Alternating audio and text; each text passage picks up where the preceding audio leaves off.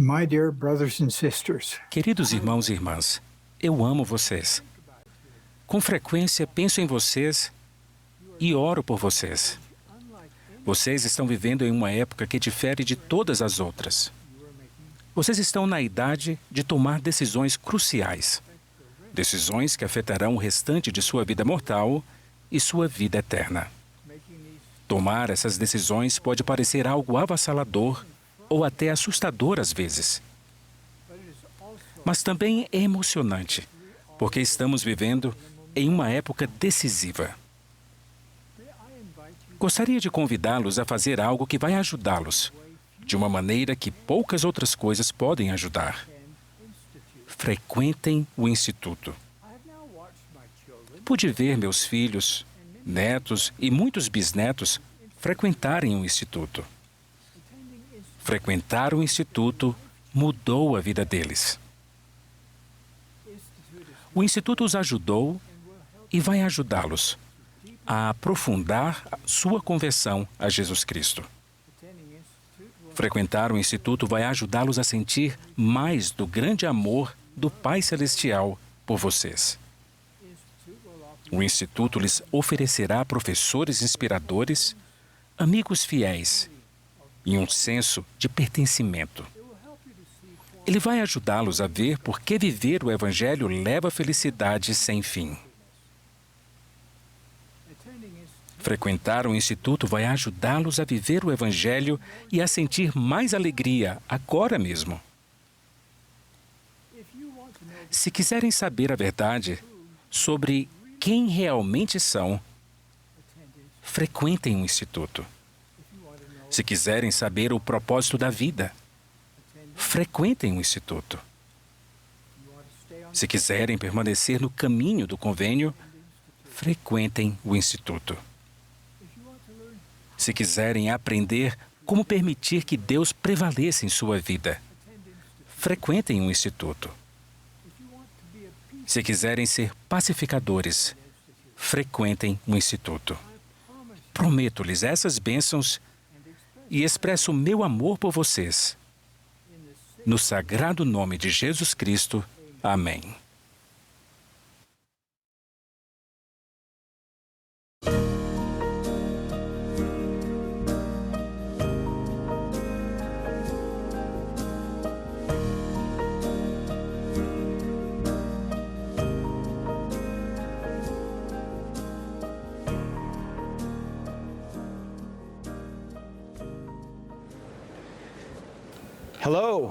Olá e bem-vindos a este devocional mundial para jovens adultos. Sou Shane Reese, presidente da Universidade Brigham Young em Provo. Damos as boas-vindas a você em nosso campus para essa transmissão especial com o Elder Quentin Cook, do Quórum dos 12 Apóstolos. Ele é acompanhado pela sua esposa, a irmã Mary Cook. Eles serão acompanhados também pelo Elder Clark Gilbert e pela sua esposa Christine Gilbert. O Elder Gilbert serve como comissário do sistema educacional da igreja e como 70 autoridade geral. Nós os amamos e esperamos ansiosamente por suas mensagens. O hino de abertura será o número 67, Vive o Redentor. Rosie Osborne, da estaca Mapleton, Utah, conduzirá, e o irmão Larsen, da estaca Vineyard, estará ao órgão. Após o hino, Jessica Spencer, da sexta estaca Provo de adultos solteiros, fará a oração de abertura.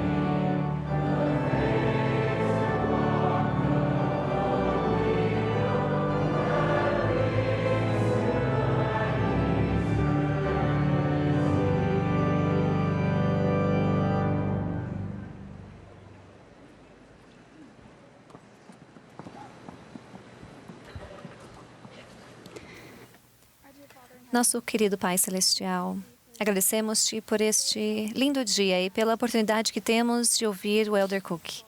Somos muito gratos pelo Evangelho restaurado de Jesus Cristo em nossas vidas e por podermos fazer parte da restauração.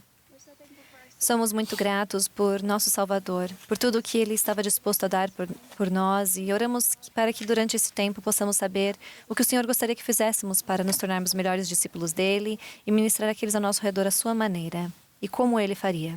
Somos muito gratos por tudo que o Senhor nos deu e oramos por sua orientação hoje e para que o Espírito nos ensine. Oramos por essas coisas em nome do nosso Salvador Jesus Cristo. Amém.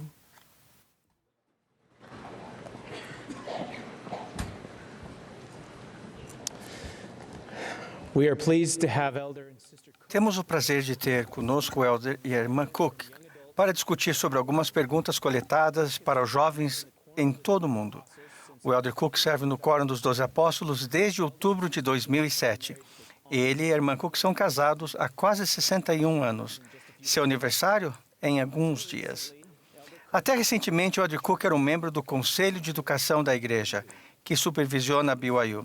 Atualmente, ele serve como presidente do Comitê Consultivo do Instituto de Universidade. E nessa função aconselhou sobre a importância de como o Evangelho pode fortalecer nossa bolsa de estudos na BYU. É uma oportunidade sagrada ter o Elder Quentin Cook, um apóstolo do Senhor Jesus Cristo, aqui falando conosco hoje. Testifico do chamado apostólico do Elder Cook, como testemunha especial de nosso Salvador Jesus Cristo. Ele fará uma mensagem e convidou a sua esposa e o Elder e a Gilbert com a sua esposa para responder algumas perguntas. Após as suas mensagens, Musi Sion, da Estaca Provo, oferecerá a oração de encerramento. Elder Cook.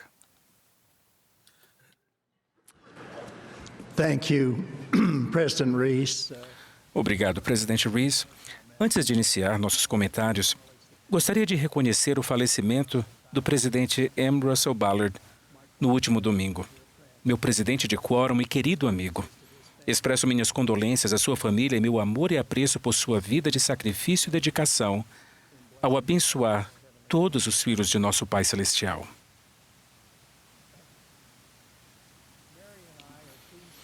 Mary e eu temos o prazer de nos unir ao Elder Clark Gilbert e à irmã Christine Gilbert para falar com vocês nesse devocional mundial que é realizado no campus da Universidade Brigham Young. Na preparação para essa tarefa, coletamos perguntas de jovens adultos de toda a igreja. Começamos com nossos campi do SEI, aqui na BYU, depois da BYU Idaho, BYU Hawaii e no Ensign College. Em seguida, expandimos por todo o mundo com os alunos da BYU Pathway e com aqueles que frequentam o Instituto em a Igreja de Jesus Cristo dos Santos dos Últimos Dias. Os presidentes dessas instituições e outros líderes reuniram-se com grupos de estudantes para determinar quais as perguntas que são mais importantes para os jovens nesse momento. Foi um processo maravilhoso e, no final, as perguntas foram incríveis. Seus pensamentos e sentimentos foram extraordinariamente semelhantes. Muitos de vocês compartilham perguntas espirituais comuns e outras questões de vida. Quer fosse um estudante do Instituto no Peru ou um estudante de engenharia no campus da BYU Idaho, alguém estudando através do BYU Pathway na África Ocidental, um estudante de design gráfico aqui no campus da BYU, ou um profissional que trabalha no Instituto na Europa ou nas Filipinas, ou aqui mesmo em Utah. Jovens adultos de toda a igreja estão unidos em sua fé em Jesus Cristo e compartilham anseios, aspirações e preocupações semelhantes. Vocês são incríveis e você é uma parte importante do futuro dessa igreja. Agrupamos suas perguntas em 5 categorias para nossa apresentação hoje. 1. Enfrentar os desafios da vida e da fé. 2. Amor e pertencimento. 3. Planejamento de vida e equilíbrio de vida. 4. Defender a verdade. E 5. Receber a revelação pessoal e orientação profética. Hoje gostaríamos de discutir cada uma dessas perguntas com vocês de uma forma que se baseiem em nossas próprias experiências de vida pessoal e em nossas observações ao interagir com jovens adultos em toda a igreja. A irmã Cook e eu on life and faith challenges. A irmã Cook e eu abordaremos as duas primeiras perguntas sobre os desafios da vida e da fé, bem como sobre o amor e o pertencimento.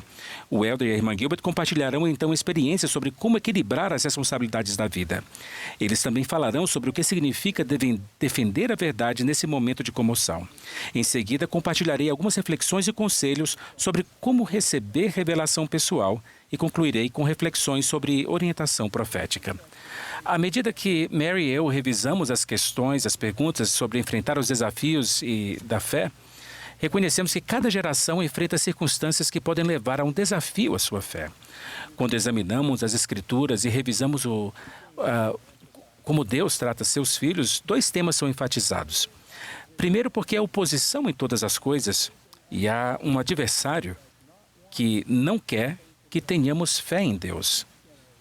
Cada geração precisa descobrir e obter seu próprio conhecimento e testemunho de Deus. Em segundo lugar, cada geração precisa entender quem é e a sua identidade eterna. Ambos são algo difíceis de discernir, porque o adversário não quer que você tenha uma compreensão clara de Deus, o Pai, e de Jesus Cristo, e do plano de felicidade deles para você e sobre quem você é em relação a eles. Na década de 1960, Mary e eu éramos jovens adultos. Eu havia me formado na Faculdade de Direito de Stanford e comecei a exercer a advocacia. E Mary tinha feito pós-graduação em Stanford e era uma jovem mãe. Os desafios da vida e da fé e as perturbações sociais eram diferentes, mas muito semelhantes aos que os jovens adultos enfrentam hoje. Mary, quais eram alguns dos desafios que existiam naquela época? Uma grande cultura de drogas estava sendo celebrada, especialmente na área da Baía de São Francisco, onde morávamos. Enormes motins e protestos sobre questões sociais eram comuns. A participação dos Estados Unidos no conflito do Vietnã foi muito impopular e os protestos estudantis paralisaram as universidades. E a nível pessoal, para mim, em vez de música tradicional melódica, onde os casais se olhavam enquanto dançavam, a música mudou. Tinha uma batida forte e era muito alta. E as pessoas dançavam separadamente. Em todo o mundo, alguns destes desafios e muitos outros eram frequentemente utilizados para atacar a religião em geral e a crença em Deus. 1966. Em 8 de abril de 1966, a revista Time, que tinha um grande número de leitores na época, escolheu como matéria de capa esse título provocativo e desrespeitoso: Deus está morto? Na carta de abertura do editor da revista, ele indicou que a ideia surgiu devido à crescente preocupação dos teólogos com Deus e o mundo secularizado, em meados da década de 1960. A essência do artigo era, em muito, secular e não tratava a religião ou a fé de uma maneira satisfatória. É claro que as questões de fé não existiam apenas na década de 1960 ou hoje. Elas sempre estiveram presentes. Quando o apóstolo Paulo visitou Atenas, ele tentou ensinar sobre a ressurreição de Jesus Cristo. Sobre seus esforços, lemos em Atos: pois todos os atenienses e estrangeiros que ali estavam não despendiam seu tempo em outra coisa, senão em contar ou ouvir alguma coisa nova. Isso não soa como o mundo da mídia social de hoje? Quando a multidão percebeu a natureza simples, religiosa e baseada na fé, na mensagem de Paulo, incluindo o seu testemunho de Jesus Cristo, eles a rejeitaram. Além da fé em Deus, a ansiedade sobre a nossa verdadeira identidade também tem sido desafiada ao longo da história. Não pretendemos abordar todas as questões relativas à identidade no mundo de hoje, mas a resposta sempre foi a mesma. Somos todos filhos do mesmo amoroso Pai Celestial. O presidente Russell M. Nelson abordou esse assunto de uma forma poderosa. Ele enfatizou 3 designações douradoras: filhos de Deus, filho do convênio e discípulo de Jesus Cristo. Ele também nos encorajou a não nos rotularmos nem aos outros. Muitos dos problemas que enfrentamos seriam resolvidos se nos reconhecêssemos como filhos de um amoroso Pai Celestial. Aqueles que desejam destruir a fé muitas vezes afirmam que a fé não é mais relevante. Eles querem erroneamente que suas preferências pessoais com relação às questões sociais da época substituam as revelações e os mandamentos dados por Deus. Eles assumem e afirmam que um grande número de pessoas tem as mesmas preferências sociais e já não são membros fiéis. Para sua informação, os jovens e os jovens adultos não estão menos ativos nem abandonando a igreja em maior número do que no passado, como foi amplamente divulgado. O número de missionários chamados para servir aumentou significativamente. A percentagem de participação na igreja para a nova geração mostra uma tendência ascendente contínua. Além disso, o número de jovens que frequentam o instituto também tem aumentado. Por favor, entenda que não estou criticando quem tem dúvidas. No entanto, estou sugerindo que a forma como você as enfrenta é importante. A resposta a esse desafio é o Evangelho de Jesus Cristo. Eu prometo a vocês, se vocês lerem fielmente as Escrituras, orarem e praticarem a observância religiosa em sua vida, com o tempo encontrarão respostas para suas perguntas e resolverão dúvidas que possam surgir de tempos em tempos. Um dos meus relatos bíblicos favoritos é encontrado no Evangelho de Marcos sobre o pai que queria que seu filho fosse libertado de um espírito maligno. No relato das Escrituras, o Salvador basicamente perguntou ao pai se ele acreditava que seu filho poderia ser curado. O pai, com lágrimas nos olhos, disse: Senhor, eu creio. Ajude minha incredulidade. E isso foi aceitável ao Senhor. E ele repreendeu o espírito e curou o filho. A lição é não permitir que dúvidas ou descrença superem a nossa fé. O estudo diligente das Escrituras, a oração sincera, a observância religiosa consciente e seguir ao conselho do profeta do Senhor permitirão que você supere os desafios da fé. A questão sobre amor e pertencimento está intimamente relacionada ao enfrentamento dos desafios da vida e da fé. Mary, você poderia responder a essa importante questão? Somos todos filhos de Deus e pertencemos à Igreja Restaurada de Jesus Cristo dos Santos dos Últimos Dias. Não importa nossas diferentes situações, todos nós fazemos parte. Está claro nas Escrituras que Deus ama todos os seus filhos e que todos são iguais perante Deus e todos pertencem.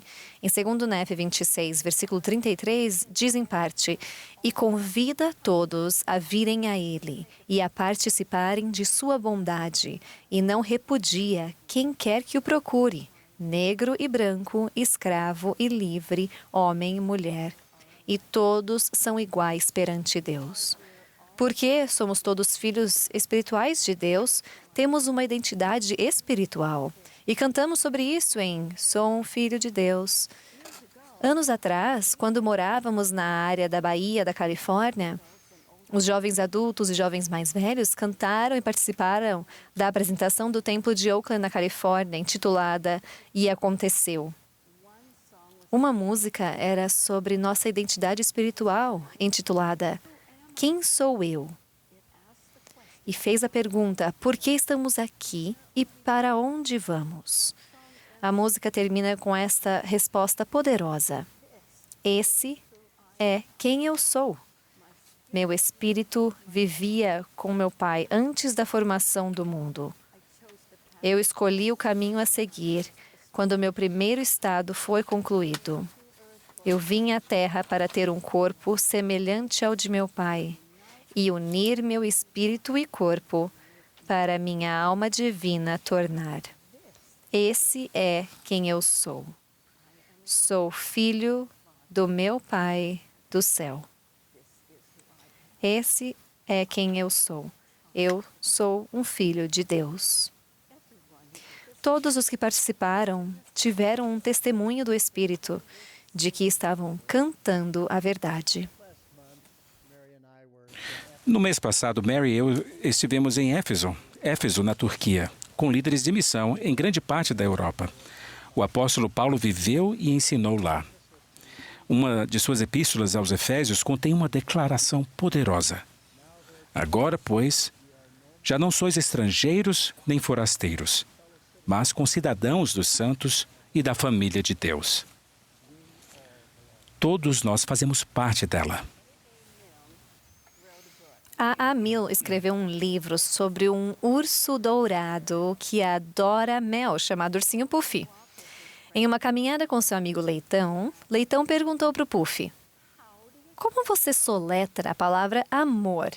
E o Puffy respondeu: você não soletra, você sente. No aplicativo Estudo das Escrituras, na Biblioteca do Evangelho, a visão geral do amor é a seguinte: o amor é um sentimento de profunda devoção, cuidado e afeição. O maior exemplo do amor que Deus tem por seus filhos é a expiação infinita de Jesus Cristo. O amor a Deus e ao próximo é uma característica dos discípulos de Jesus Cristo. Em João 3,16, lemos que Deus amou o mundo de tal maneira que deu o seu Filho unigênito, para que todo aquele que nele crê não pereça, mas tenha a vida eterna. Quando Jesus Cristo veio a esta terra, no meridiano dos tempos, ele nos ensinou: amarás o Senhor teu Deus de todo o teu coração, de toda a tua alma e de todo o teu pensamento. Este é o primeiro e grande mandamento. E o segundo, semelhante a este: amarás o teu próximo como a ti mesmo. Demonstramos nosso amor por Deus, o Pai, e Jesus Cristo, guardando seus mandamentos. Este é o nosso trabalho. E demonstramos nosso amor a todos os filhos de Deus, ministrando a eles e vivendo ativamente o Evangelho, fazendo o trabalho missionário, ao amarmos, compartilharmos e convidarmos outras pessoas a virem a Cristo. Demonstramos nosso amor pela família ao guardarmos nossos convênios do templo e fazer o trabalho do templo por nossos antepassados. Agora, sejam sinceros consigo mesmos. Perguntem: as minhas ações mostram meu amor pelo Pai Celestial e Jesus Cristo? Estou ajudando outras pessoas ao meu redor a acreditar? Se eu fosse acusado de ser cristão, haveria provas suficientes para me condenar? O poema, por Edwin Marquand, diz: ele traçou um círculo que me excluía, herege, rebelde, digno de zombaria.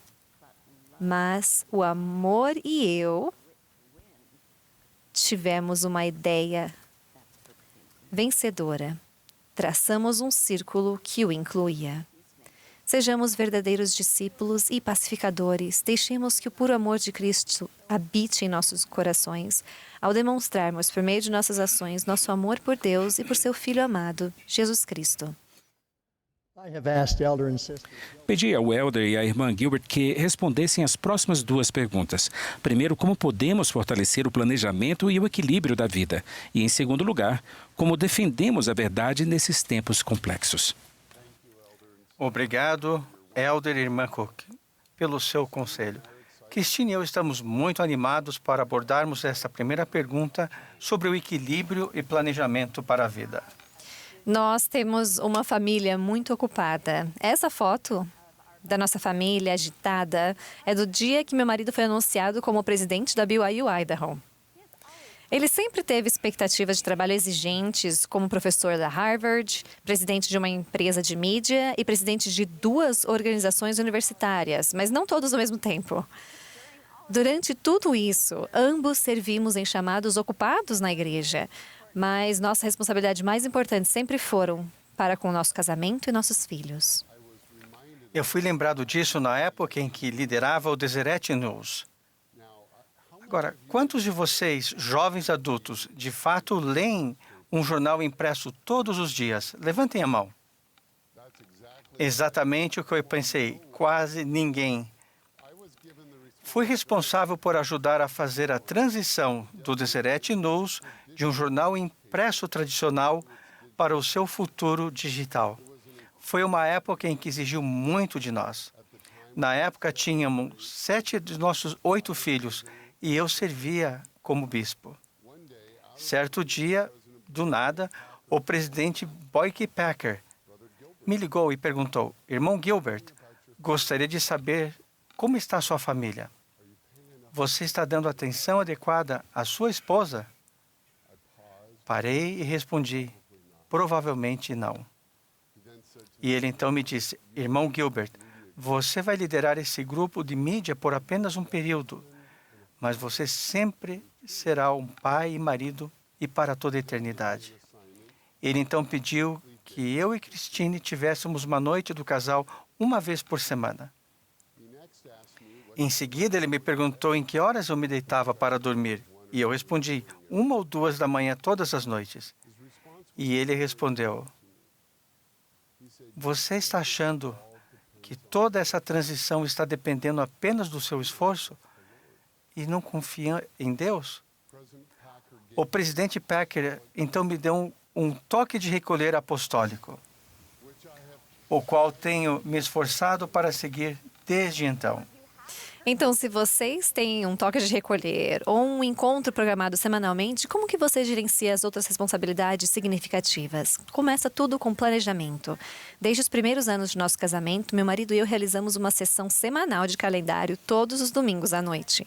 Para nós, esse é um compromisso que nunca perdemos, por mais ocupados que estejamos. Em segundo lugar, equilibrar as responsabilidades da vida também requer objetivos compartilhados. Mesmo quando temos que estar separados, ainda nos sentimos unidos quando temos um propósito em comum. Então, quando meu marido estava viajando a trabalho, ou eu estava dando uma aula de seminário matinal, ou ele estava cumprindo uma designação da ala, se tivéssemos um calendário com essas responsabilidades, estaríamos alinhados em nosso propósito e estaríamos juntos mesmo quando estivermos separados. Mesmo assim, há ocasiões em que você precisa colocar limites claros para certas escolhas. Clay Christensen, um querido amigo de Boston, contou que certa vez supervisionava qual seria o melhor horário para termos uma reunião, se seria pela manhã no sábado ou no domingo. E o Clay respondeu: alguns anos atrás decidi que dedicaria os sábados para minha esposa e os domingos para Deus. Então, se você quiser usar algum desses dias, vai precisar pedir permissão diretamente a eles. Certos compromissos precisam ser inegociáveis em sua vida. Para nossa família, isso inclui a frequência à igreja aos domingos, noites familiares semanais, devocionais matutinos e noite familiar e tempo para passearmos em casal toda semana. A próxima pergunta que nos foi dada era que abordasse como defender a verdade numa época de grande confusão. Quantos de vocês têm grupos de mensagens de texto com amigos e familiares? Provavelmente todos nós. E um desses meus vários grupos de texto, há alguns que estão profundamente comprometidos com o Evangelho e outros que têm dificuldades com questões relacionadas à igreja. Isso soa familiar para algum de vocês? O que acontece quando alguém que você ama diz algo que você sabe que não é verdade? Ouvimos histórias semelhantes a isso de jovens adultos em toda a igreja. Sabemos que você sente isso ao abordar esse tópico. Sei que compartilhamos esse evento com 2 embaixadores que modelam isso e nos mostram como você pode suportar ambos com bondade e convicção. O Elder e a irmã Cook viveram na área da Baía de São Francisco durante sua vida profissional. Ele frequentou a Faculdade de Direito em Stanford e chefiou um escritório de advocacia. Eles trabalhavam e viviam entre muitos colegas e que nem sempre compartilhavam seus valores, mas encontraram maneiras de defender a verdade enquanto eram ainda amigos e vizinhos. Vi isso quando me juntei aos Cooks na abertura do Templo de Washington, com um grupo de jornalistas nacionais proeminentes. Fiquei maravilhado com a forma como os Cooks compartilhavam as verdades do Evangelho, incluindo a importância do casamento no templo, da limpeza moral e do cumprimento dos convênios, e ao mesmo tempo em que construíram pontes de entendimento com outras pessoas. Tive outras oportunidades para aprender a defender a verdade com amor. No ano passado, eu recebi uma ligação do presidente Oaks. Ele disse: Elder Gilbert, estarei falando no devocional em breve e gostaria que você fosse meu companheiro orador. Gostaria que você se juntasse a mim junto ao púlpito enquanto falávamos juntos para abordar algumas das questões desafiadoras do dia. Ele disse que discutiríamos sobre LGBTQ, discriminação, dependência profética. Ele então sugeriu que não falássemos de um roteiro, apenas respondêssemos de um lado ao outro de uma maneira interativa. Eu rapidamente respondi que tenho certeza que isso funcionaria para ele, mas para o bem de toda a igreja, seria melhor se escrevêssemos o que eu deveria falar. Aqui está uma imagem desse devocional. Em seus comentários, o presidente Oaks delineou 5 maneiras pelas quais podemos defender a verdade com amor. A primeira foi evitar ambientes excessivamente controversos. Como o Elder Anderson ensinou, há momentos em que um discípulo de Cristo simplesmente tem que se afastar. Segundo, foi amar os outros para encontrar um terreno comum, mesmo quando discordamos. Terceiro, foi manter a verdade mesmo fora do nosso alcance. Há uma tentação, às vezes, de nos afastarmos do que sabemos em nossos esforços para demonstrar amor. Não temos que negar isso. E quarto, ser uma luz, amigo e serviço aos outros. E o último, de permanecer ancorado em Jesus Cristo. Nesta última conferência geral, o Elder Cook falou do dilema de defender a verdade sem ceder às pressões do mundo. Os pacíficos seguidores de Cristo não seguem nenhum desses caminhos. Somos amigáveis e participantes ativos da comunidade em que vivemos. Amamos, compartilhamos e convidamos todos os filhos de Deus a seguir os ensinamentos de Cristo. Eu acho que é isso que o presidente Nelson tem nos ensinado em seu chamado de ser pacificadores. Ele não quer que nos afastemos da verdade, mas quer que façamos isso com o amor do Salvador.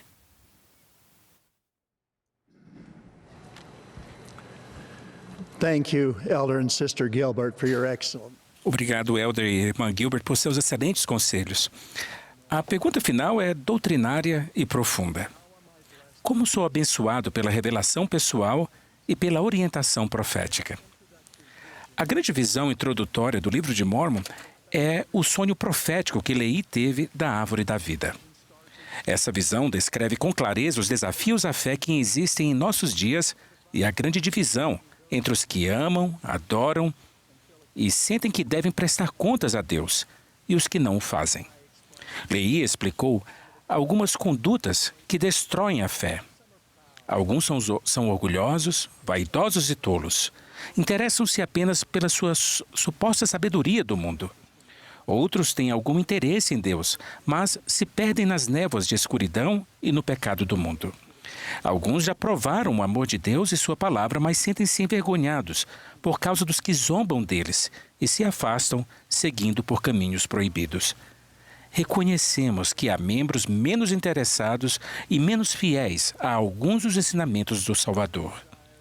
Nosso desejo é que esses membros despertem plenamente para a fé e aumentem seu nível de atividade, de comprometimento e de esforços para obter revelação pessoal. Deus ama todos os seus filhos. Ele quer que todos voltem à presença dele. Ele deseja que todos estejam em sintonia com a sagrada música da fé. A expiação do Salvador é uma dádiva para todos. A revelação pessoal está disponível para todos. A mensagem, o ministério e a expiação de Jesus Cristo, nosso Salvador, fazem parte de nosso currículo essencial para se receber revelação pessoal. A escritura que melhor descreve uma busca adequada da fé é 2 Nef 25:26. E falamos de Cristo, regozijamo-nos em Cristo, pregamos a Cristo, profetizamos de Cristo e escrevemos de acordo com nossas profecias para que nossos filhos saibam em que fonte procurar a remissão de seus pecados. O livro de Mórmon é de importância vital. Ele tem um papel significativo no recebimento de revelação pessoal. É evidente que sempre haverá aqueles que subestimam o significado ou até venham a denegrir esse livro sagrado. Alguns fazem piada. Antes de eu servir missão, ouvi um professor universitário citar a declaração de Mark Twain de que, se fosse tirada a expressão "e aconteceu" do livro de Mórmon, ele seria apenas um panfleto. Poucos meses depois, enquanto eu servia missão em Londres, Inglaterra, um renomado professor da Universidade de Londres, formado pela Universidade de Oxford, um especialista em egípcio que era perito em línguas semitas, leu o livro de Mórmon, correspondeu-se com o presidente David O. McKay e reuniu-se com os missionários. Disse-lhes que estava convencido de que o livro de Mórmon era realmente uma tradução do conhecimento dos judeus e da língua dos egípcios referente aos períodos descritos no livro de Mórmon.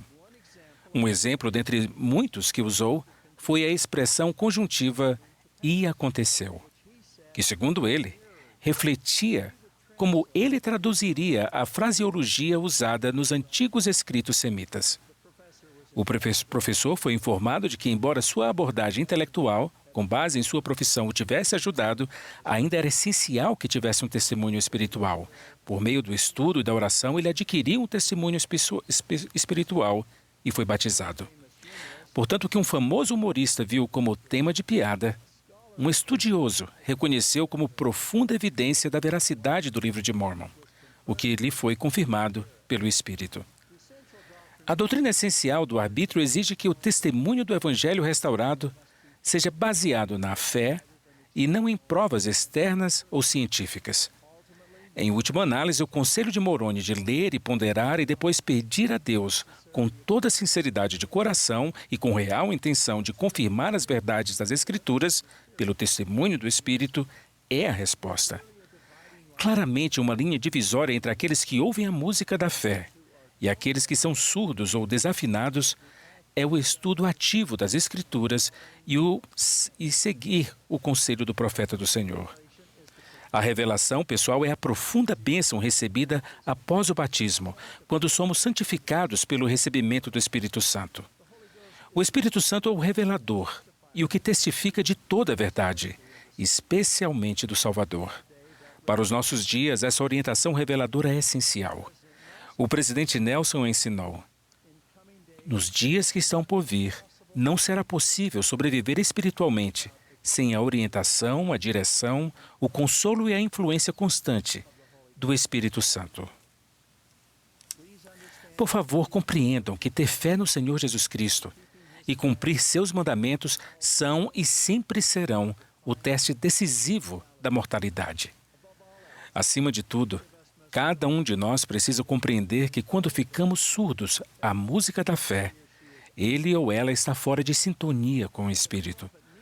Como ensinou o profeta Nefe, haveis ouvido sua voz, e ele vos falou numa voz mansa e delicada. Mas havíeis perdido a sensibilidade, de modo que não pudestes perceber suas palavras. As Escrituras deixam claro que o Espírito Santo pode comunicar-se de muitas maneiras. Às vezes, ele transmite paz à sua mente. Às vezes, ele suscita pensamentos ou ideias que ocupam a sua mente. Às vezes, ele ilumina a sua mente. Às vezes, ele faz com que os seus corações se encham de alegria. Agradeço as respostas nas redes sociais que recebi à minha postagem sobre como você recebe revelação. Alguém observou que precisamos ser humildes e aceitar as impressões espirituais que recebemos. Então, precisamos ouvir a tais impressões em vez do mundo. O presidente Russell M. Nelson ensinou: você não precisa se perguntar o que é verdade. Você não precisa se perguntar em quem pode confiar. Com segurança, por meio de revelação pessoal, você pode receber seu próprio testemunho de que o livro de Mórmon é a palavra de Deus, que Joseph Smith é um profeta e que esta é a Igreja do Senhor. Nossa doutrina é clara. Devemos ser positivos e ter bom ânimo. Adorei o fato de que o presidente Dallin H. Oaks e a irmã Kristen M. Oaks enfatizaram o bom ânimo em seu maravilhoso devocional mundial em maio passado. Sempre enfatizamos nossa fé, não nossos medos. Regozijamo-nos com a garantia do Senhor de que Ele estará ao nosso lado e nos dará orientação e direção.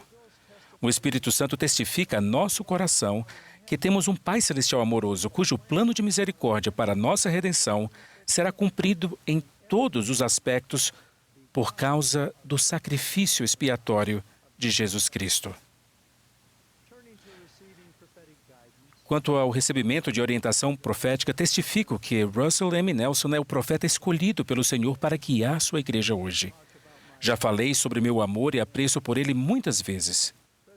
O presidente Spencer W. Kimball, ao falar sobre orientação profética, declarou: "De todas as coisas, a que mais deve inspirar nossa gratidão hoje é o fato de os céus estarem verdadeiramente abertos e de a igreja restaurada de Jesus Cristo estar alicerçada na rocha da revelação.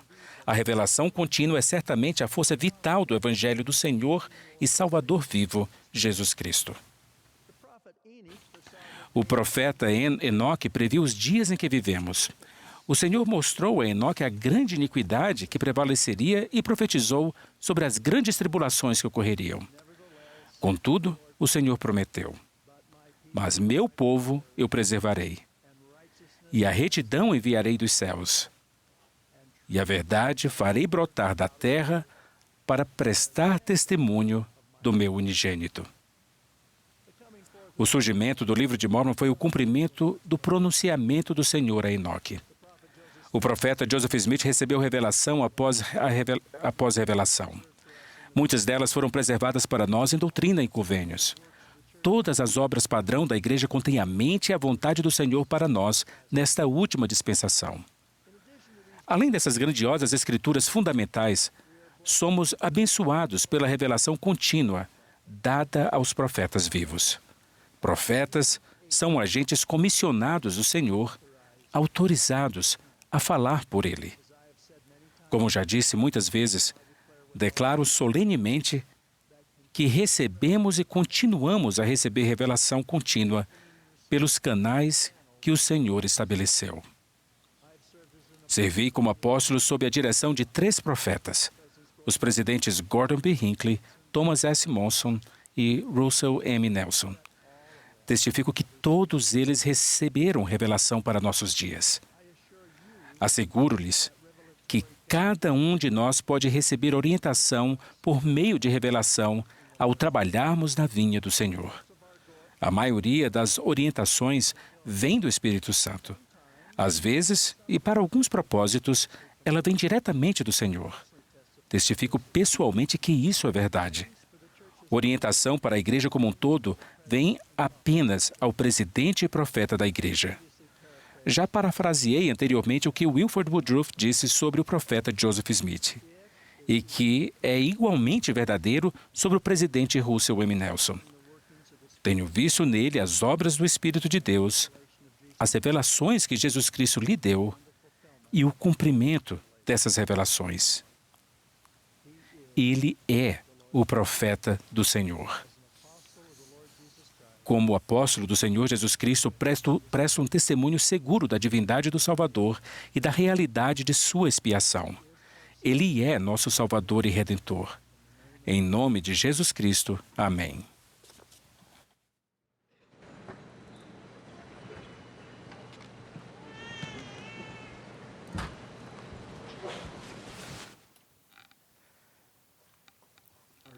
Nosso querido Pai Celestial, nós te agradecemos por esse dia maravilhoso. Somos extremamente gratos pelas maravilhosas palavras, orientação que recebemos do Elder e da irmã Cook e do Elder e da irmã Gilbert. Pai Celestial, somos gratos por termos sentido o Espírito aqui hoje.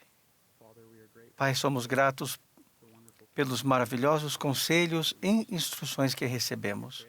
Oramos nesse momento para que, ao nos posicionarmos continuamente para seguir o nosso Salvador Jesus Cristo e ao continuarmos a nos esforçar para trilhar no caminho do convênio, possamos nos lembrar dessas palavras.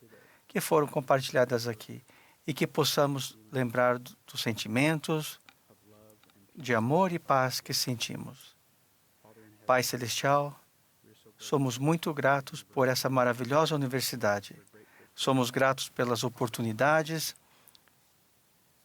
de nos aproximarmos de Ti e de Teu Filho. Nós Te amamos muito e oramos pela paz no mundo. E oramos pela fé. E oramos para que sejamos capazes de olhar continuamente a Ti. Nós Te amamos e oramos em nome de Jesus Cristo. Amém.